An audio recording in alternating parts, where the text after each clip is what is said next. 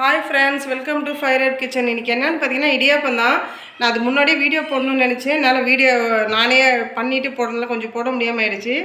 அதனால் இப்போ நான் பண்ணதுக்கப்புறம் வீடியோ போடுறேன். பண்ணி முடிச்சிட்டேன். ஒரு கப்பு நான் வந்து பச்சரிசி எடுத்துக்கணும். அதில் வந்து ஒரு கப்பு நம்ம வெந்நீர் வச்சுட்டு அதில் வந்து 1/4 டீஸ்பூன் சால்ட்டு மட்டும் போட்டு நல்லா கொதிக்க விட்டுறணும். கொதிச்சதுக்கப்புறம் ஏன்னா சூடாக இருக்கும், நம்ம கை வச்சு பிசைய முடியாது இல்லையா, அதனால் ஒரு கரண்டி போட்டு மாவு நல்லா பிசைஞ்சு எடுத்துட்டா நம்ம கொஞ்சம் ஒரு கெட்டி பதத்துக்கு நம்ம வச்சுக்கணும். அடுத்த வாட்டி நான் அந்த மாவு பிசைகிற வீடியோ போடுறேன்.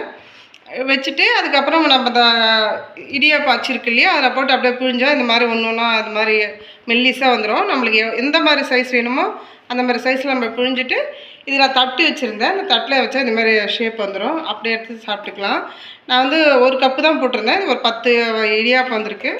மிச்சத்தை வேணும்னா நம்ம அதிகமாக வேணும்னா நம்ம எவ்வளோ எத்தனை பேர் இருக்குமோ அதுக்கு தகுந்த மாதிரி நம்ம செஞ்சுக்கலாம். ஓகே ஃப்ரெண்ட்ஸ், இந்த வீடியோ பாருங்கள், பிடிச்சா சப்ஸ்கிரைப் பண்ணுங்கள், லைக் பண்ணுங்கள், ஷேர் பண்ணுங்கள். அடுத்த வீடியோவில் பார்க்கலாம். ஓகே, டாட்டா, பாய்.